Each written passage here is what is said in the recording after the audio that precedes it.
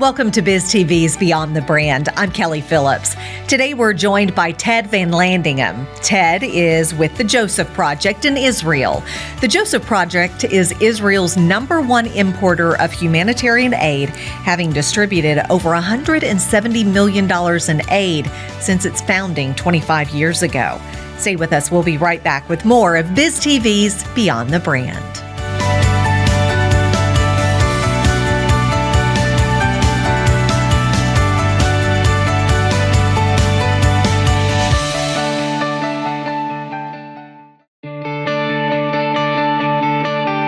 Today's guest is passionate about bringing faith, community, and emergency preparedness together. Please welcome Ted Vanlandeghem of the Joseph Project International to the show. And Ted, if you would, give us a little bit about your background, what where you grew up, what life was like. I grew up in St. Louis, Missouri. When I graduated from high school, I joined the Air Force and had a long career in the Air Force, served for 26 years. First duty station was Wright-Patterson Air Force Base in Ohio, and traveled the world while I was in the military, worked in communications. Part of my career, I worked in the Pentagon, in the White House Communications Agency under President George W. Bush, and also served on the battlegrounds of Iraq in 2008.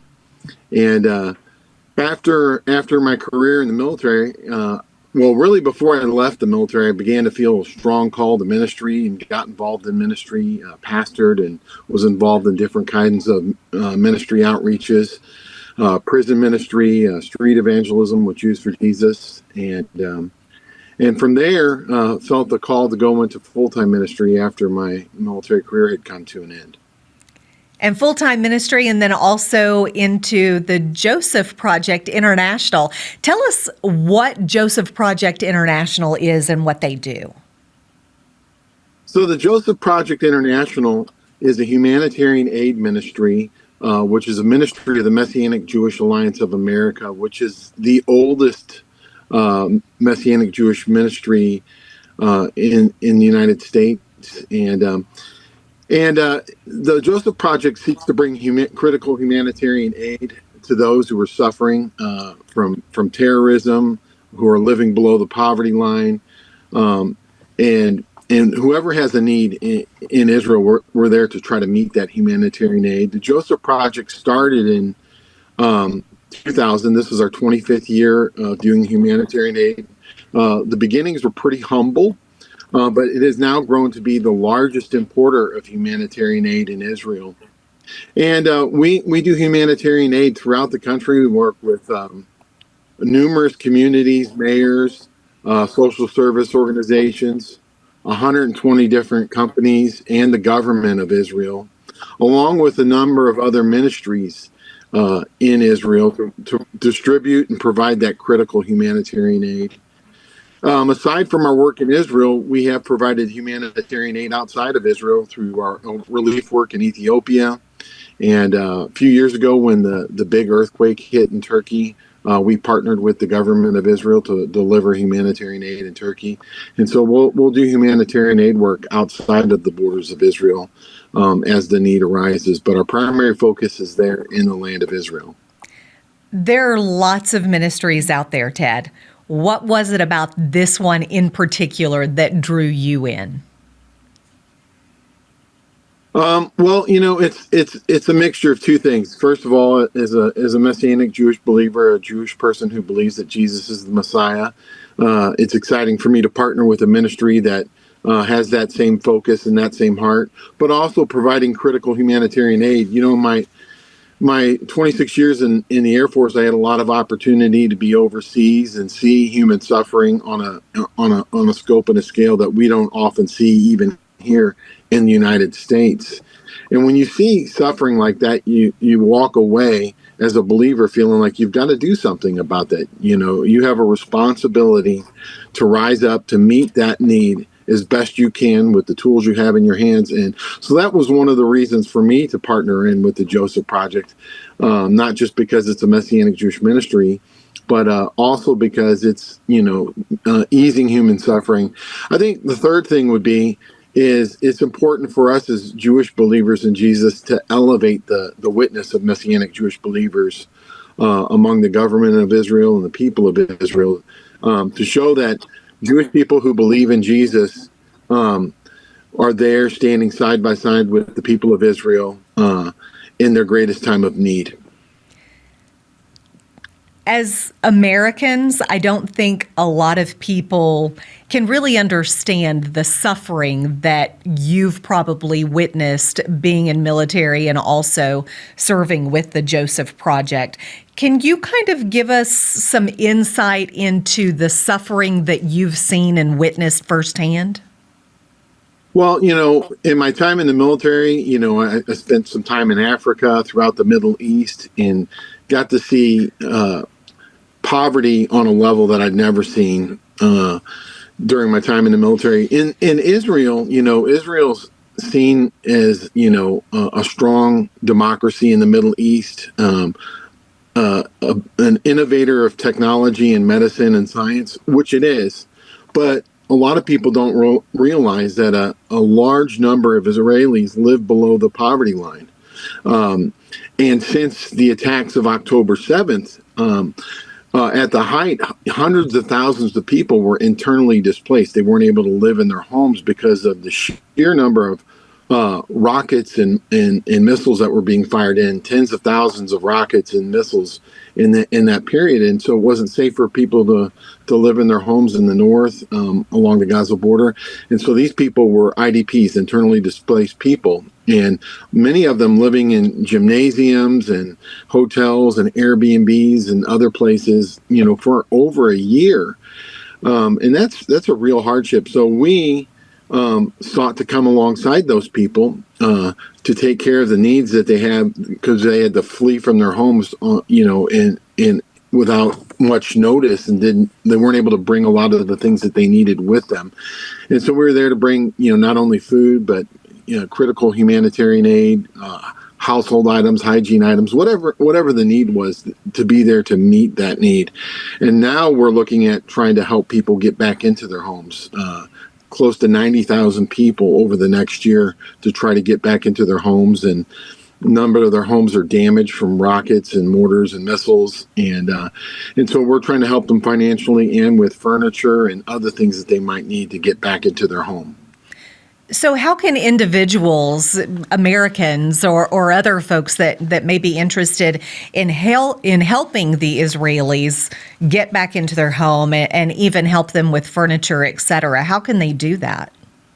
Well, number one, first and foremost is one of the most powerful ways to stand with anybody who's going through a difficult time, especially the people of Israel, is to pray for them, and to let them know that you're praying for them, that you love them, that you're standing with them. That kind of solidarity brings a lot of hope and encouragement to people who are suffering.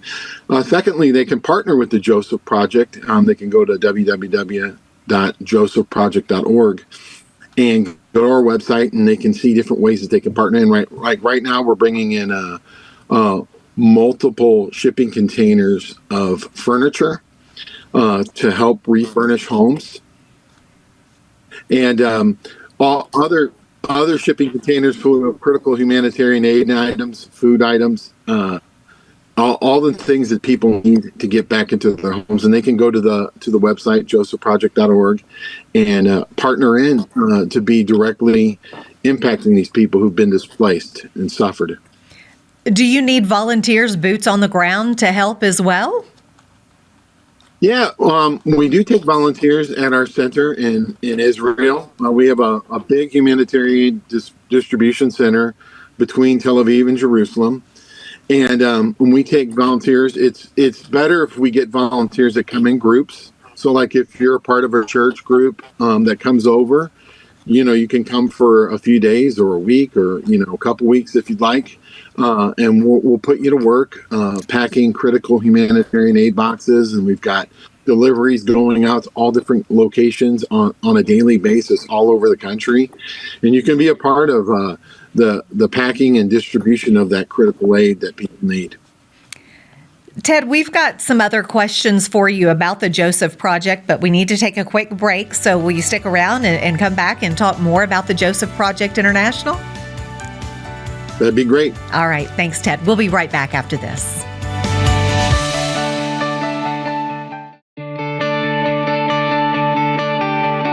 And we are back to talk with Ted a little bit more about the Joseph Project International. And Ted, I know there are several different programs that Joseph Project International has. Can you talk about those different programs and how they help the people? Yeah, so centers across the land of Israel from our distribution center. And we're not just putting together these food boxes to meet the food need, but it's nutritional food boxes that are going to highly nourish the people. And we're taking these to people who are impoverished, living below the poverty line. And a lot of people, when they think about Israel, they don't think about people living below the poverty line. But there are. And there's quite a number of them, Jewish, Arab, and Christian sects that are below the poverty line. And so we're there as the Joseph Project to come in and meet those critical humanitarian aid needs, not just with food, but with healthy food that's highly nutritious, well-balanced, and can help these people not only be fed, but highly nutritioned and fed well. The other thing is grants. So one of the things this year with trying to get people back into their homes across Israel, we're providing grant money to these people because a lot of these people have been out of their homes for over a year since the October attacks that took place. And so many of these people have been displaced from their homes for an extended period of time, and their homes were damaged by rockets and missile attacks, just through neglect from people not being in the home to take care of issues arising with the home, leaks and other things. So we're providing financial aid to help these people get back into their homes, to ease the burden from being away from their home for such a long period, and to help ease that transition back into their homes.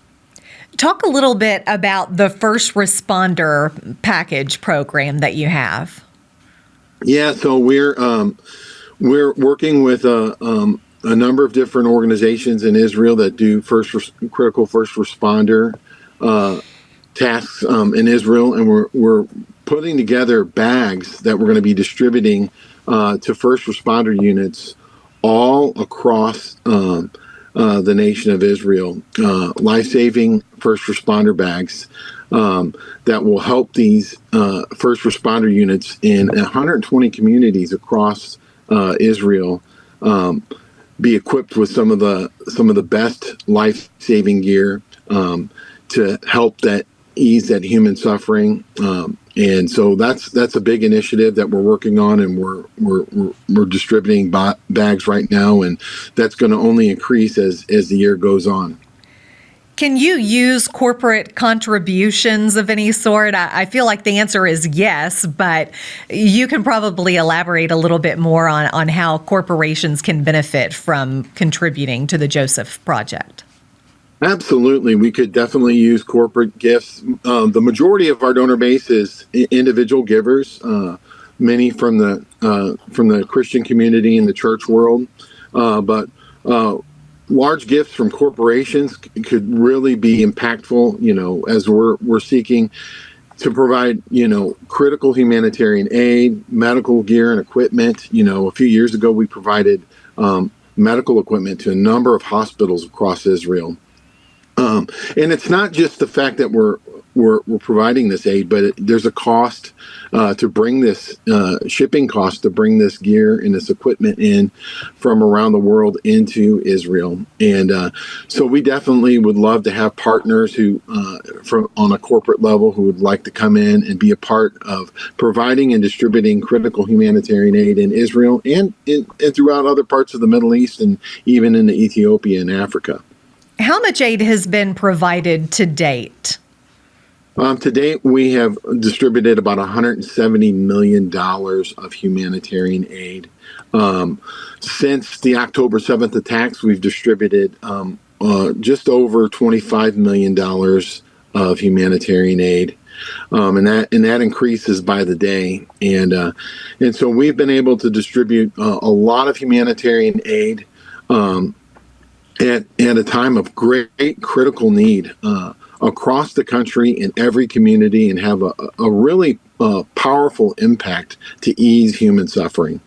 There are probably Americans that have family members over in Israel that probably could use some help. How can they get in touch with you and find out more about the Joseph Project International? Yeah, so they can go to our website, www.josephproject.org, and they can find out all the latest stats of humanitarian aid. There's opportunities to give and partner. There's information on there if they want to bring teams over to volunteer and help distribute critical humanitarian aid and food to ease human suffering. There's so many different ways they can partner in, and most importantly, to pray. To pray for the work of the Joseph Project and all the people who are there doing that work. But we would love for people to visit www.josephproject.org and see how they can partner in and help out. When was the last time that you were able to go to Israel? Has it been a while, or have you been there recently? It has been a little. It has been a little while. It's been a couple years since I've been over there, planning on going back here this year. But with my role with the Joseph Project, it's, travel a lot and, speak in churches and synagogues and other venues. And so I don't get to go over as often as the rest of the team does, but we're planning to try to go over in the fall.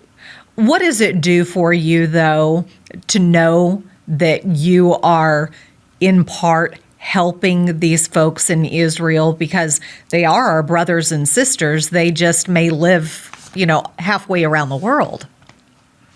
Well, for me, it's always been a critical thing to be a part of easing human suffering and protecting people who need protection, and that's what drew me to the work in the military, and afterwards, via my time in the military, seeing so much human suffering, you feel an obligation that you have to do something. And so for me, to know that my life counts for easing human suffering, to meeting people in their darkest hour, providing food, providing medicine, providing life-saving gear and equipment, whatever the need is, to be there to meet that need is such a gratifying and uplifting thing, not just for me, but for our whole family to be a part of this work. It's just incredible. If you could give one piece of advice to somebody who is maybe on the fence on helping or getting involved, what would you tell them? I would say take that step of faith to step in and ease human suffering and join in with the work of the Joseph Project or any other humanitarian aid operation. But if you partner in with the Joseph Project and you come and volunteer, or you sow a seed in, and you're a part of saving a life, of lifting somebody up out of poverty or putting food in their belly, you will be enriched in a way that it's hard to put to words. And the more that you're a part of that, the satisfaction that you feel in your soul that you were a part of a solution to ease human suffering is really just incredible. What do you hope the future entails for the Joseph Project? Well, it's our hope to ease human suffering, to expand that reach of easing human suffering, to mitigate as much poverty as we can, but not just to provide food, but to help lift people out of that cycle of poverty and into a place where they can be a part of the work of lifting others out of the cycle of poverty and suffering. Ted, it sounds like you have found your true passion in doing what you are doing with the Joseph Project. Once again, that website for folks that might be interested. www.josephproject.org, www.josephproject.org, and you can go there and find out how to support, how to partner in, and be a part of the work. We'd love to have you on the team. Ted, thanks so much for your time today. We really appreciate it, and best of luck. Continue thank you so much. Support in what you're doing. Thank you. Have a blessed day. You too. Thanks for watching BizTV's Beyond the Brand. Be sure to subscribe to the BizTV YouTube channel, where you'll find full episodes of this show, a 24/7 live stream, fresh BizTV content, and a few surprises each week to help you stay inspired.